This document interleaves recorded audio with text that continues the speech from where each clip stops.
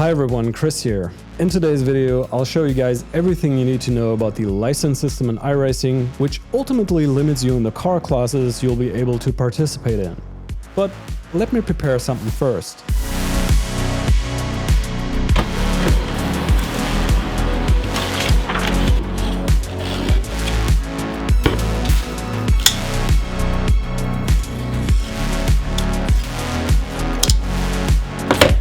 Alright, here we go. iRacing features 5 different license classes you can participate in. These are basically the available race disciplines.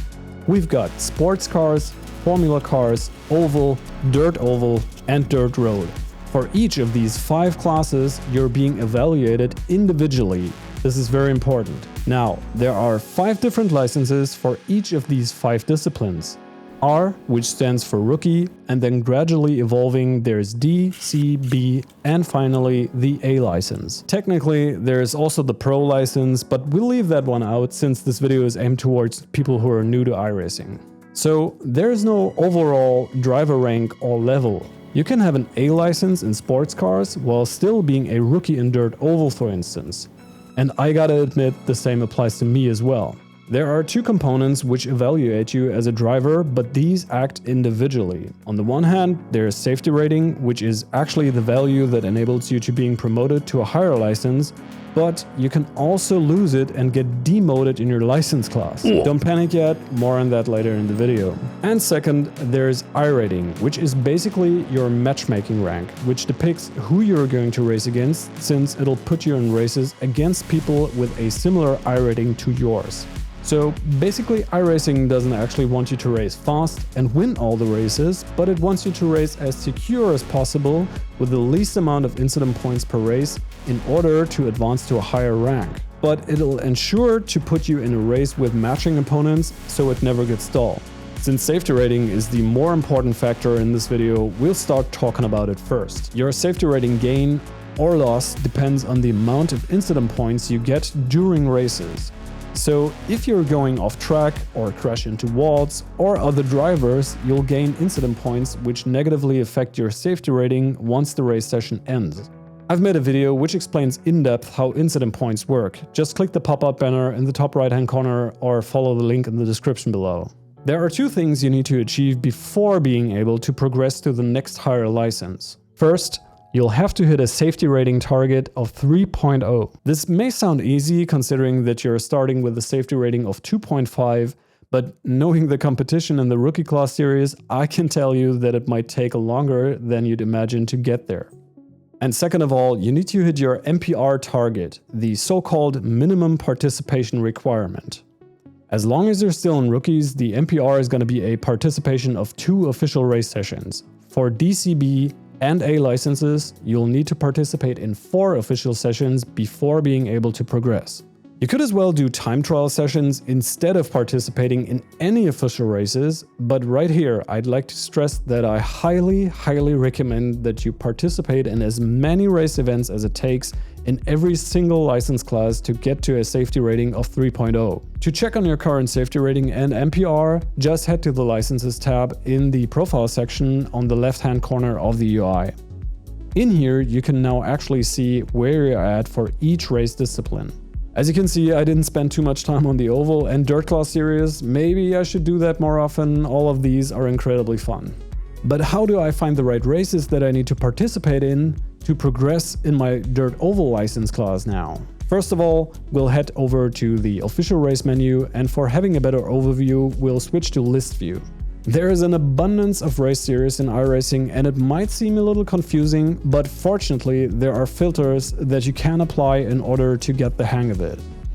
Now, what we want to look out for are races that meet the MPR requirements solely for dirt oval racing. So I'll turn on dirt oval and eligible. You could also turn on own content for good measure, but as a rookie you'll already own the content with a base subscription anyways.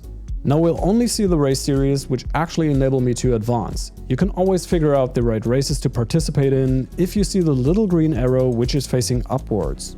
You might have noticed that once you've met the requirements for your promotion, nothing has happened. This is due to one little catch. It's called a seasonal promotion. That means you'll only be promoted after the end of a full season. Yep, we're talking 12 weeks. Actually, 13 to be precise. So if you've been grinding safety rating in the first week of the season, good luck for the upcoming weeks of waiting. Okay, I'm just kidding. In this case, not all is lost. There is, in fact, another way to advance directly to the next higher license class, and it's called Fast Track. The requirement to get a Fast Track promotion sounds simple, but might be difficult to execute. You just have to get your safety rating to 4.0 and you'll instantly be promoted to the next higher license, provided that you've taken part in your MPR races, of course. For rookies, this doesn't actually apply. For the sake of this video, I wanted to see what's happening when finishing the requirements in order to advance to my Dirt Oval D license, and so I did a few races.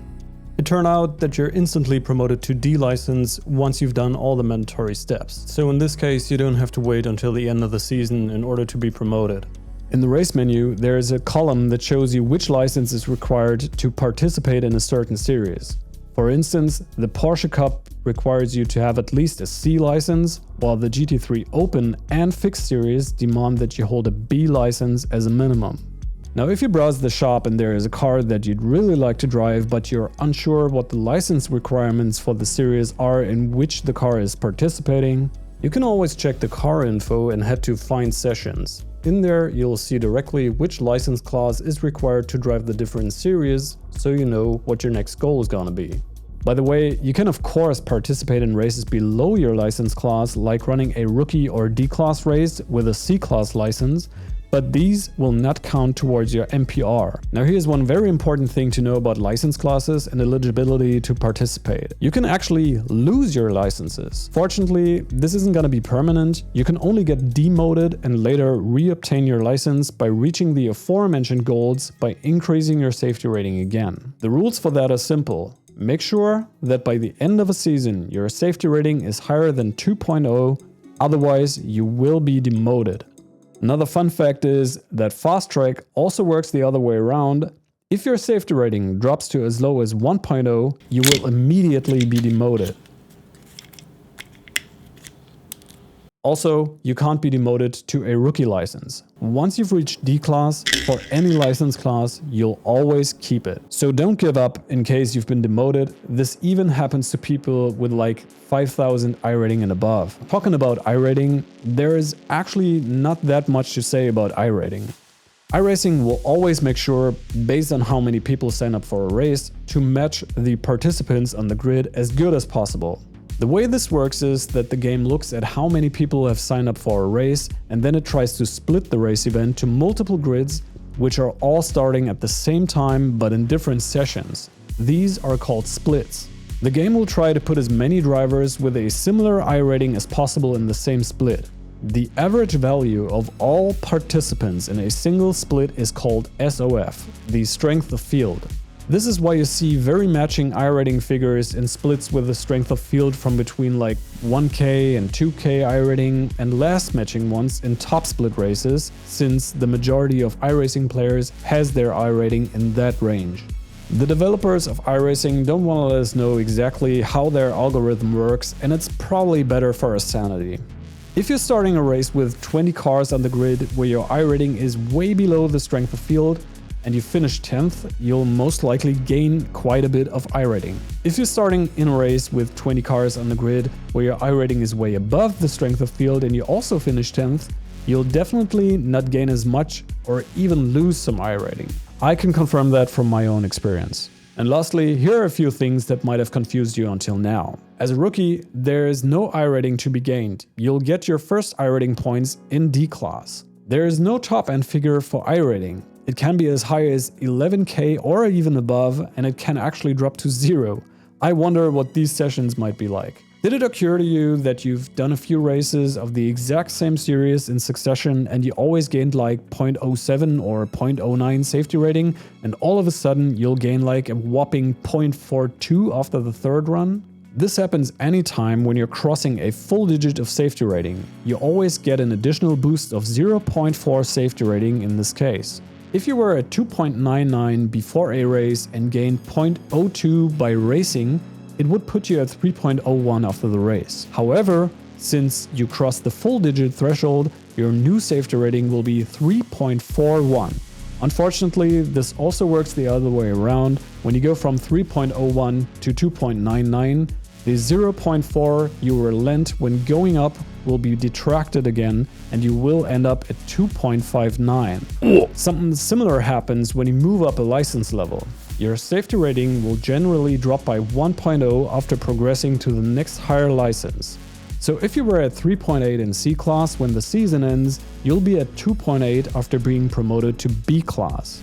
Lastly, the highest amount of safety rating is 4.99. You can't go any higher than that.